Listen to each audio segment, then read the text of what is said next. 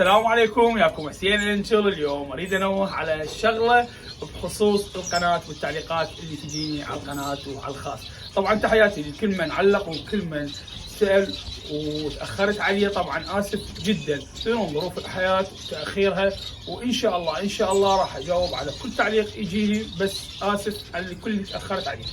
طبعا بالنسبه موجود اللي يسال على مود الصفحه مالتي وعلى الجروب موجود طبعا بداخل وصف القناه، والانستغرام موجود، وكله موجود، وحتى الواتساب والرقم التليفون موجود بالوصف مال القناه. اللي يحب يريد يستفسر موجود هناك، واللي يريد يعلق على راسي ما عندي اي مشكله. وان شاء الله كل من علق ان شاء الله راح ارد عليه. واسف مره ثانيه على مود تاخرت على كل واحد.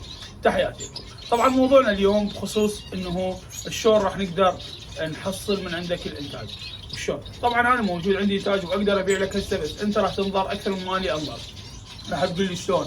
انه هاي الطيور بعدها ما جاهزه، بعدها ما كامله، انه ما مبين طيره من الفحل، واكثر المربين يعرفون الطيور تبلغ تتاخر. ان شاء الله من شهر التاسع، انا دائما بشهر التاسع انزل وجبات تنطبق عندي بشهر التاسع، والباقي عندي تنباع.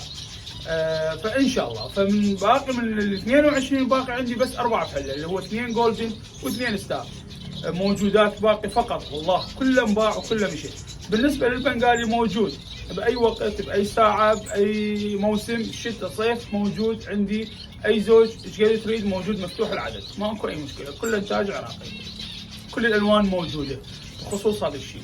فاتمنى انه وها شغله الحجز، انه احجز يمك او كذا او انطيك، هاي شويه يعني صعبه. انه هي ارواح يعني، خاصه انه انا شخص او اي احد احنا مهددين اي وقت جزء واحد تروح امانته. فهي اي ما هاي مال حجز ما حجز، هاي شويه صعبه.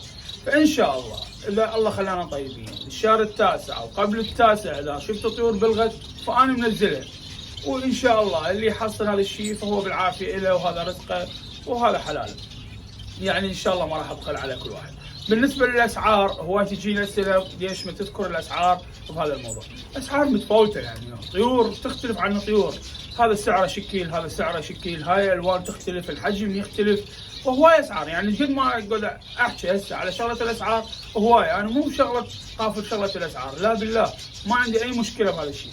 هواي اكو ناس جت اشترت من عندي وشافت تعاملي بشغله اسعار، يقول لي قد ما عندي اي مشكله، لانه هو طير يعني قابل، وهو الله رزقني بيه، يعني ما اريد اخليه فد شيء يعني انه احجمه.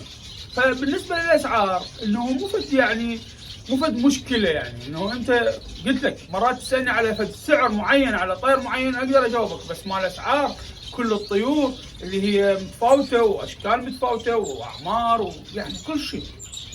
الى العمر ترى الى حوبه، الشكل الى حوبه، الحجم الى، يعني كل شيء الى سعره. تعرف شلون؟ انه هذول اميات اللي بعدهن اصلا مزاوجات، ترى كل شيء يعني مثل من انطيك طيور لا منتجه وتاخذها وما تتعب قبل تعطيك انتاج، تختلف عنه انطيك طيور بعد مجهوله احتمال ما تنتج عندك. فهواي اكو امور، يعني هواي اكو امور، هواي اكو اسعار. فان شاء الله بالنسبه للي يسال على اي سعر طير ان شاء الله هم راح اجاوب على هذا الشيء. تحياتي للمتابعين كلهم، مع السلامه.